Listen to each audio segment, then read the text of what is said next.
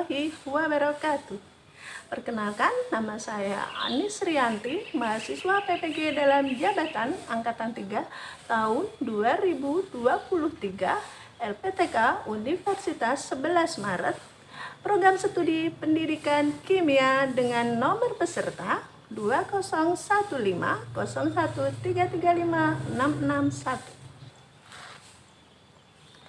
Saya merupakan guru kimia di SMK Islamiyah Widadaren Ngawi. Dalam kesempatan ini, hari Senin tanggal 4 Maret 2024, saya akan melakukan praktek mengajar guna melengkapi tugas UKIN UKM PPG periode 2 tahun 2024 di kelas 10 RPL dengan mengambil materi pemisahan campuran. Adapun metode yang saya gunakan adalah problem based learning dengan praktikum sederhana. Semoga video dari saya bermanfaat. Selamat menyaksikan.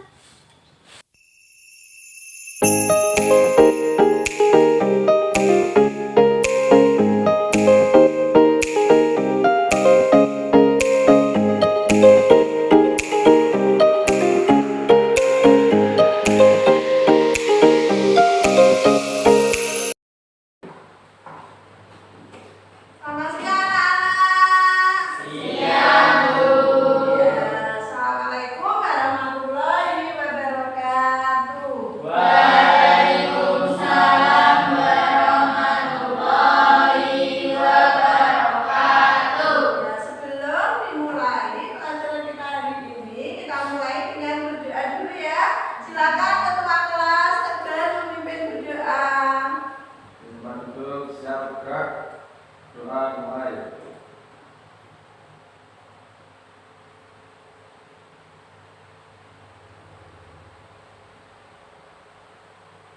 Berdoa selesai. Alhamdulillah. Sehat semua ya anak-anak ya? Masih semangat ya? Dulu ya. Untuk hari ini yang tidak masuk siapa anak-anak?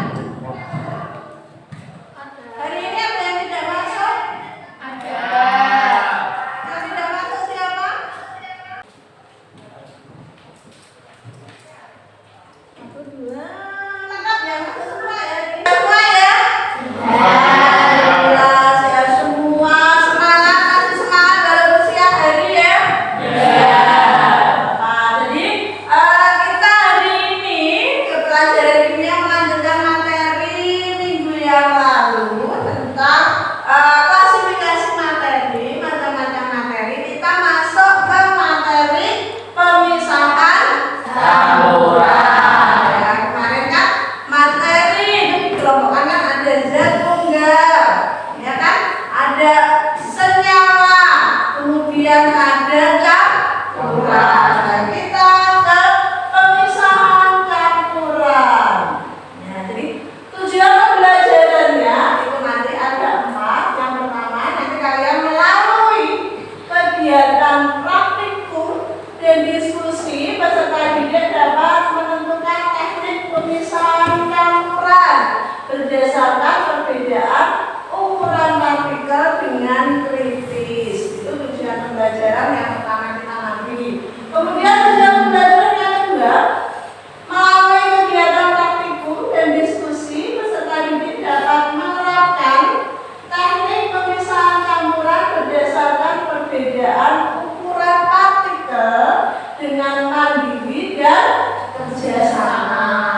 Kemudian tujuan kita yang ketiga, melalui kegiatan praktikum, nanti kita melakukan praktikum dan diskusi, peserta didik dapat menganalisis teknik pemisahan campuran berdasarkan perbedaan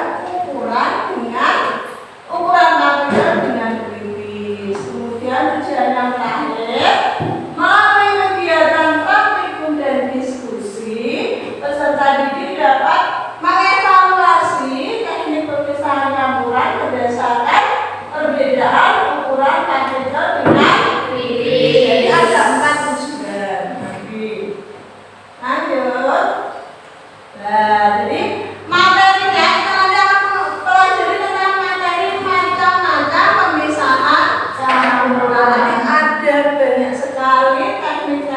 pemisahan campuran.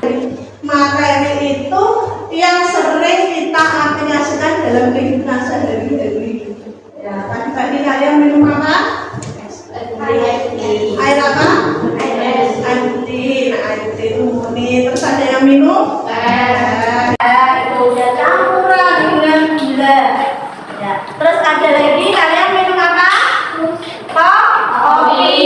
Ya, itu kopi itu juga campuran. Ada yang minum susu, itu juga termasuk campuran. Dan nanti di hari ini kita akan mempelajari teknik pemisahan campuran. Ya. Metode pembelajaran kita itu menggunakan metode PBL, problem based learning. Jadi pembelajaran berbasis masalah. Jadi kalian nanti diberi problem masalah untuk diselesaikan. Teknik penilaiannya ada 5. Nanti di dalam pembelajaran yang pertama kita nanti melakukan pretest. Kemudian yang kedua post test. Yang ketiga ada penilaian sifat. Kemudian 4 penilaian karakter. 5 penilaian kritis. Ada 5 teknik penilaian. Jadi diharapkan nanti ketika dalam pembelajaran kalian aktif mengikuti pembelajaran. Ya. Pretest. Nah, silakan membuka di grup grupnya soal pretest. Silakan dikerjakan. Waktunya kurang lebih 7 menit. Yang pretest ya, itu kan ada pretest, terus itu ada link bawahnya. Ya, silakan dikerjakan sak-isone. Misalnya bisa, bisa. Ini ada linknya.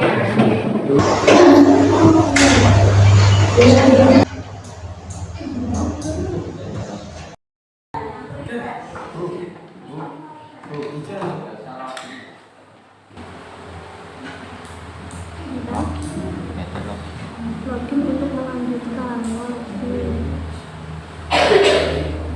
Oh, harus emailmu, berarti emailnya. Bisa.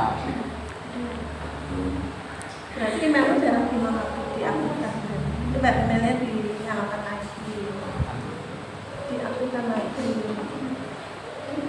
Emailnya kamu pakai yang email ini biasanya.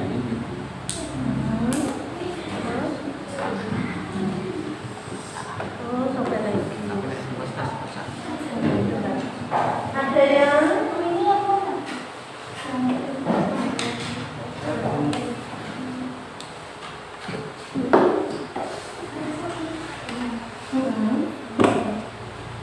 Oh, kemarin yang aku kemarin bisa. Kemarin kan itu selesai.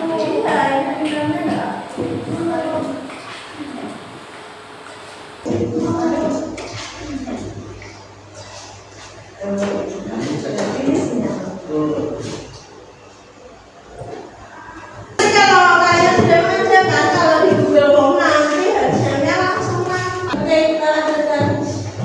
Selesai, disimpan, nanti langsung terlihat di situ. Kalian benar berapa, koinnya berapa. Biasanya kalau nilainya 10 di situ, setiap koin nilainya 20, jadi benar semua 100. Kita lanjutkan ya.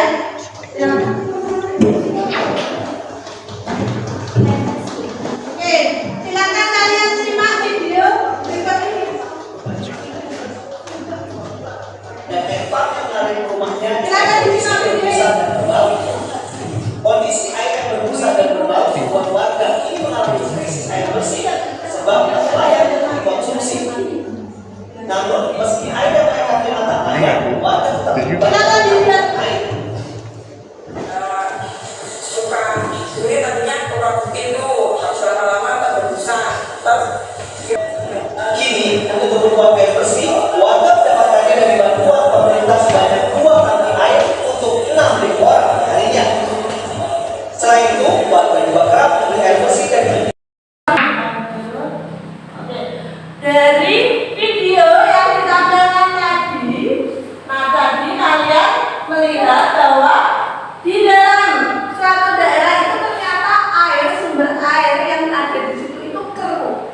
Ya, masyarakat belum bisa memberikan solusi bagaimana ketika musim kemarau itu air yang dipakai setiap hari untuk kebutuhan sehari-hari itu keruh.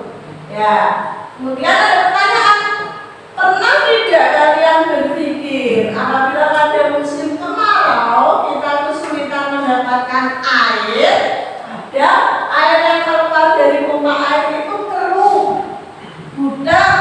Nah, padahal saat itu tidak ada sumber air lain. Maukah kalian menggunakan air tersebut? Mau tidak? Tidak. Kenapa alasannya? Kenapa Yanita? Ya, karena tidak layak untuk dikonsumsi. Bisa saja air keruh itu di situ mengandung mikroba yang berbahaya untuk kesehatan atau untuk tubuh kita. Nah, terus bagaimana? Apa yang bisa kita lakukan untuk mengatasi hal tersebut? Ya, hal kreatif apa yang terlintas di pikiran kalian? Nah, itu nanti. Jadi di sini, nah kita berkelompok melakukan praktikum. Kemudian silakan anak-anak berkelompok sesuai kelompoknya. Silakan mejanya digabung 4-4 sesuai kelompoknya. Silakan kalian mencermati LKPD-nya. Itu ada 8 halaman ya.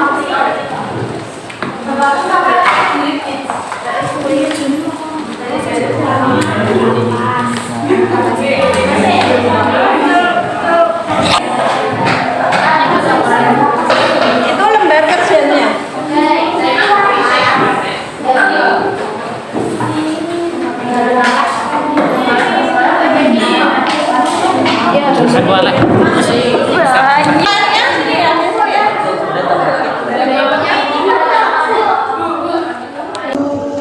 Boleh karang dulu, boleh batik dulu, terserah. Boleh enggak? Penyaringannya boleh 1 kali, boleh 2 kali.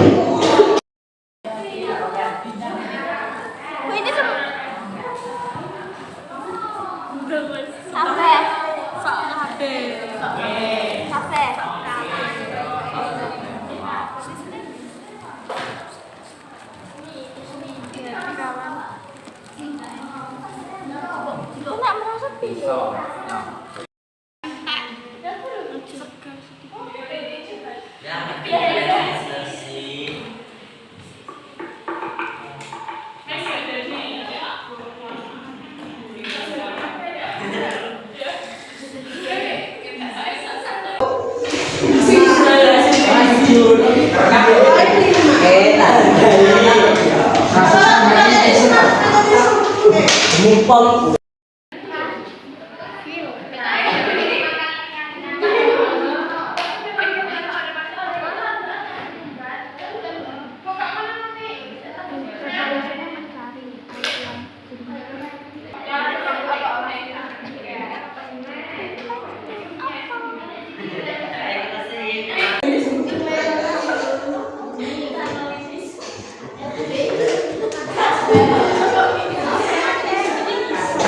hasil gede tapi bohong.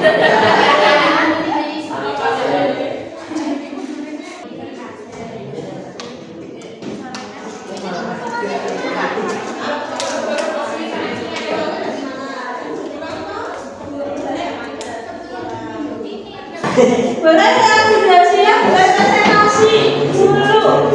Kelompoknya siapa? Kalau tidak saya tunjuk ya. Jadi tunjuk sih. Ada.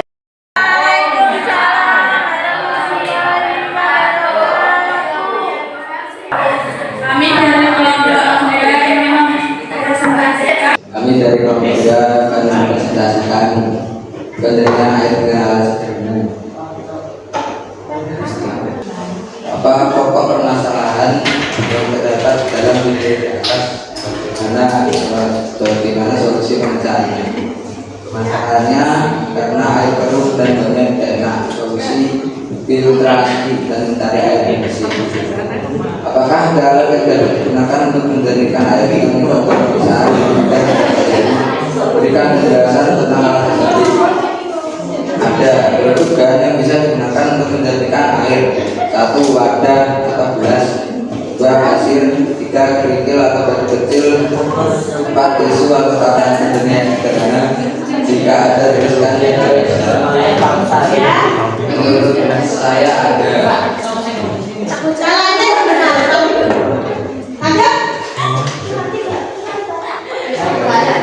Kesimpulannya, jika kita dalam keadaan terburuk dan ada air keruh tidak bisa digunakan, kita dapat menyelesaikan masalah tersebut dengan cara penyaringan seperti yang tadi dilakukan.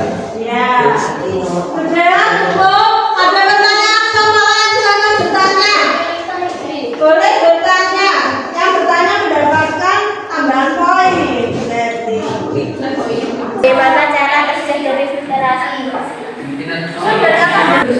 Dalam kimia, campuran adalah sebuah zat yang dibuat dengan menggabungkan dua zat atau yang berbeda tanpa reaksi kimia yang terjadi. Sementara ada beberapa fisik dalam satu campuran. Properti kimia satu campuran dapat menyimpang dari komponennya seperti titik lainnya. Itu pengertian campuran. Ada pertanyaan lain, kelompok lain? Ada yang bertanya lagi? Sudah jelas hasil prakteknya kelompok berapa? Kelompok 2. Tidak ada pertanyaan lagi? Ada. Silakan ditutup. Dan dari kami bersama-sama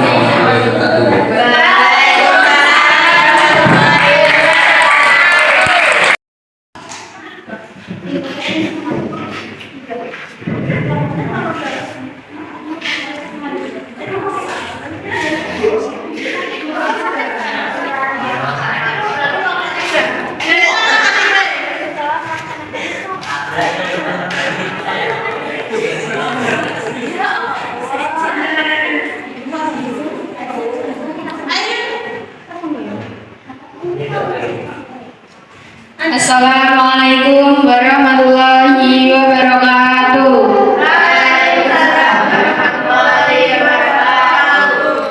Kami dari kelompok 4 akan perkenalan dulu ya. Perkenalkan, nama saya Yonita Azharantiara. Saya Melita. Saya Otoresa Zahra. Saya Hambali. Kami semua dari kelompok 4 ingin menjelaskan tentang filtrasi yang kami praktekkan tadi. Apakah kegiatan praktikum tersebut dapat dijadikan salah satu cara dalam memenuhi kebutuhan air bersih? Jawabannya iya, karena dapat merubah air yang keruh atau butek menjadi air bening dan dapat mengurangi bau yang tidak enak dari air yang kotor sebelumnya. Jadi air itu layak untuk dikonsumsi.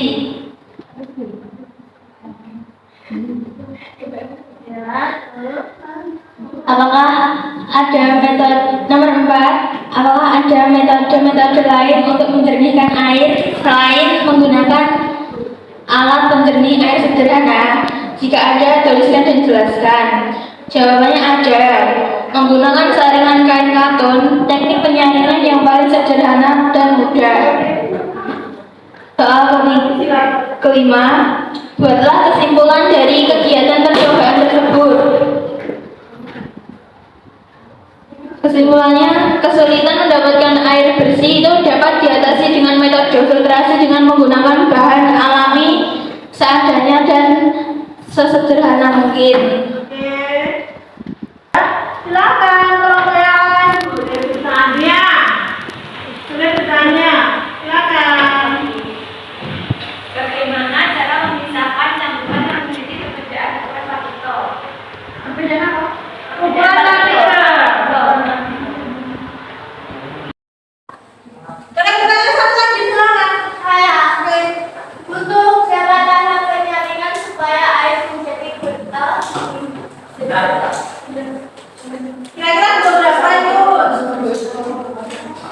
Tapi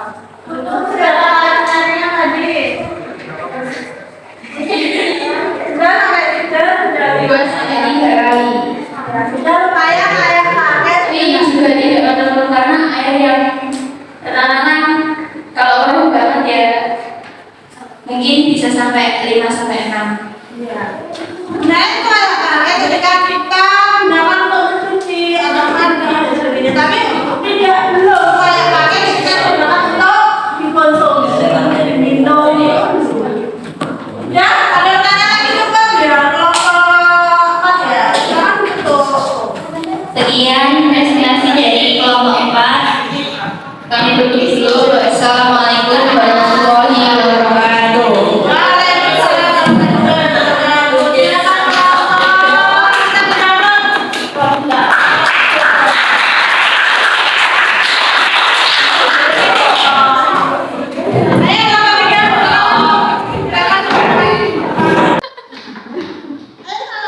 Assalamualaikum warahmatullahi wabarakatuh.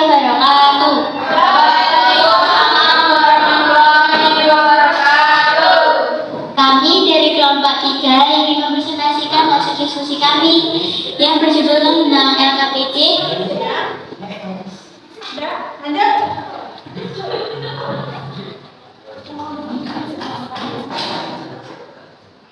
Apa pokok permasalahan yang dapat diambil di video di atas, yaitu bagaimana solusi pemecahannya.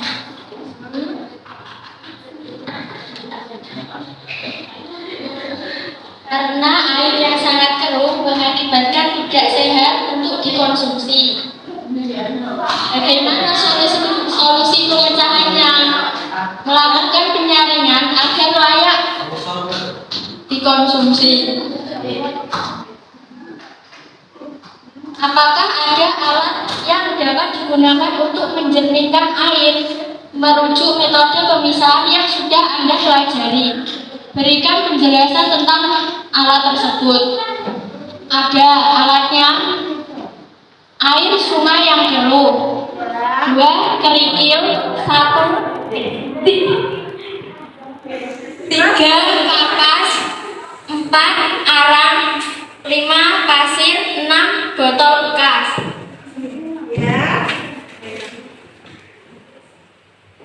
Apakah saudara dapat membuat alat penjernih air sederhana dengan alat bahan dari lingkungan sekitarmu? Berikan penjelasanmu.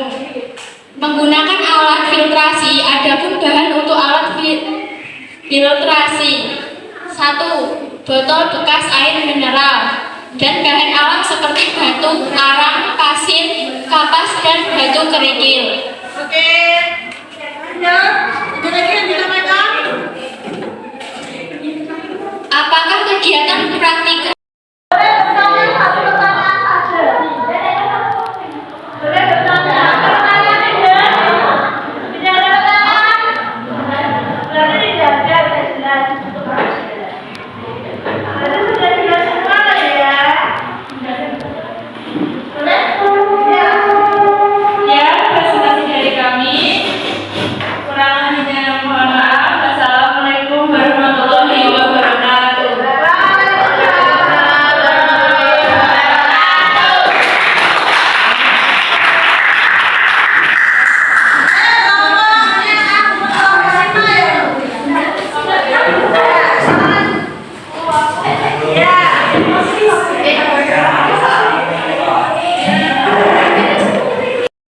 sentrifugasi, sublimasi, kromatografi, destilasi.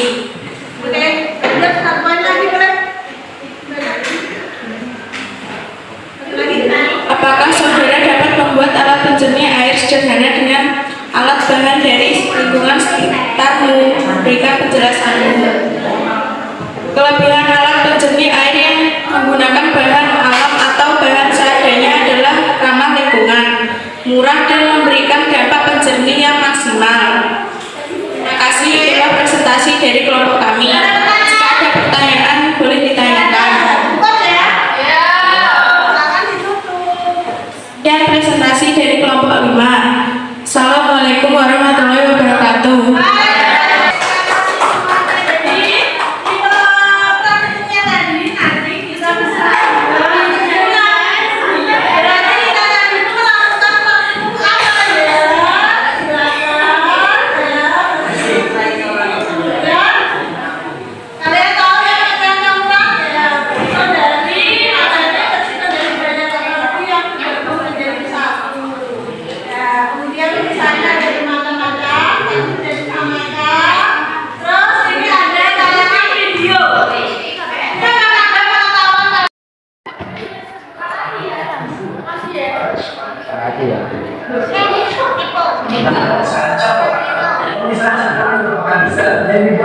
menggabungkan dua alat berbeda dan tanpa adanya sebuah reaksi. Karena banyak zat yang ada, bisa campuran dibagi menjadi beberapa jenis, yaitu filtrasi.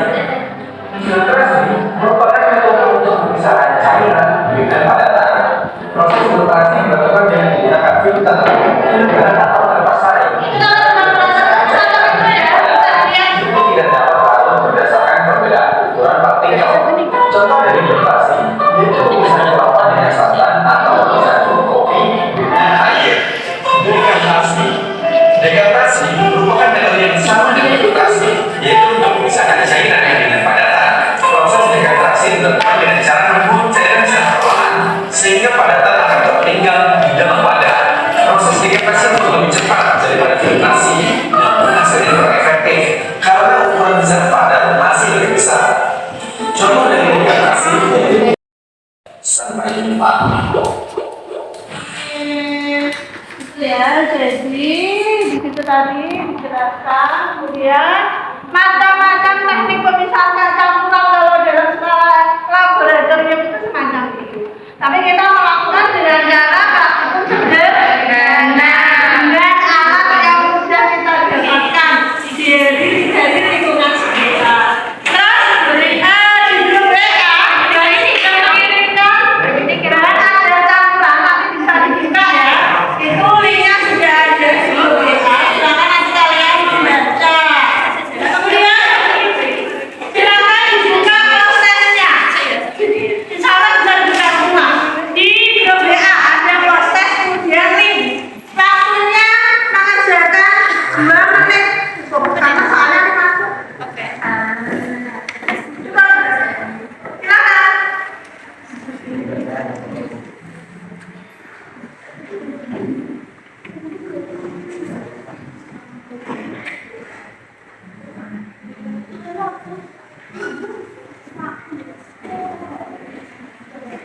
Silakan waktunya.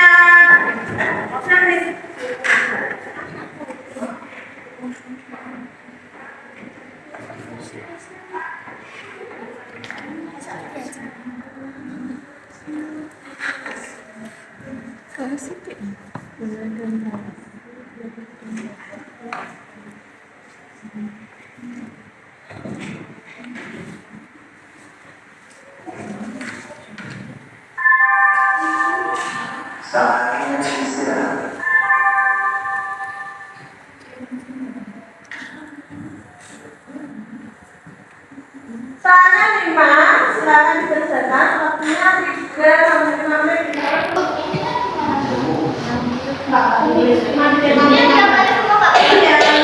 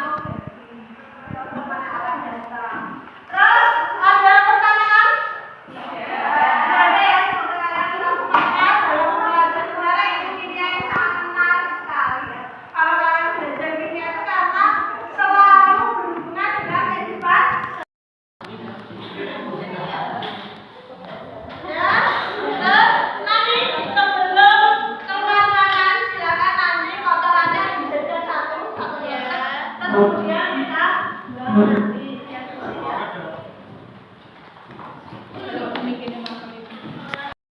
Sudah anak-anak, kita tadi sudah melakukan pembelajaran hari ini, praktikum, kalian sudah bisa merefleksi dari hasil praktikumnya tadi. Kita cukupi pembelajaran hari ini dengan berdoa. Silakan Tegar memimpin berdoa. Tempat duduk, siap gerak. Doa mulai.